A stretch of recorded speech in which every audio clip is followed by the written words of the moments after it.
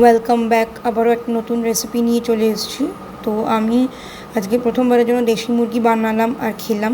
দেখতে পাচ্ছ পেঁয়াজ আর টমেটোটা মিক্সিতে দিয়েছি পেস্ট করবার জন্য, আর ওদিকে আদা রসুন লঙ্কা সব থেতো করে নিয়েছিলাম হামানদিস্তায়। আর চিকেনটা মানে দেশি মুরগিটাকে আমি ম্যারিনেট করে নিয়েছিলাম নুন লঙ্কার গুঁড়ো গোলমরিচ গুঁড়ো আর চিকেন মশলা দিয়ে, বেশি কিছু দিইনি।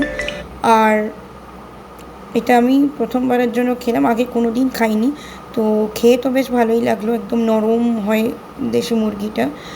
প্রেশার কুকারেই বানিয়েছিলাম, যেহেতু একটু শক্ত হয়, নর্মাল ওই ব্রয়লারের মুরগির থেকে একটু শক্ত বেশিই হয়।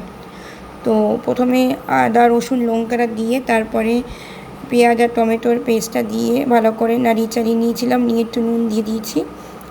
আর নুনটা দেওয়ার পরে এর মধ্যে আমি চিকেনটা দিয়ে দিয়েছি, ম্যারিনেট করা চিকেনটা। এটার মধ্যেও নুন দেওয়া আছে, তো নুনটা সাবধানেই দেবে।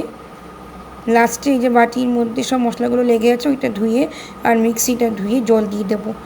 তো নাড়িয়ে চাড়িয়ে নিয়ে ভালো করে কষিয়ে নিয়েছি, বেশ 2 থেকে 3 মিনিট বা বলতে পারো 5 মিনিট মতন আমি কষিয়ে নিয়েছি।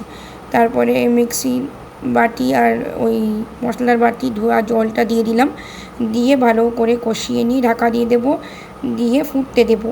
আর এর মধ্যে আমি গরম মশলার গুঁড়ো দিয়েছি, যেটা দেখানো হয়নি।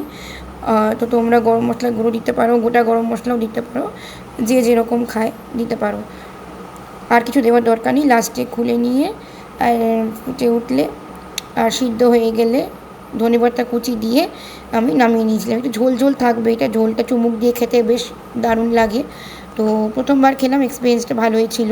তোমরা কে কে দেশি মুরগি আগে খেয়েছো জানিও, কে কে এখনও খাওনি তারা অবশ্যই ট্রাই করবে আর আমাকে জানাবে যে রেসিপিটা কেমন লাগলো। ভালো লাগে থাকলে লাইক কমেন্ট শেয়ার করে দেবে আর আমাকে ফলো করে পাশে থাকবে। এখনকার মতন আসি, আবার পরে অন্য কোনো রেসিপি নিয়ে আসবো। ততক্ষণের জন্য টাটা।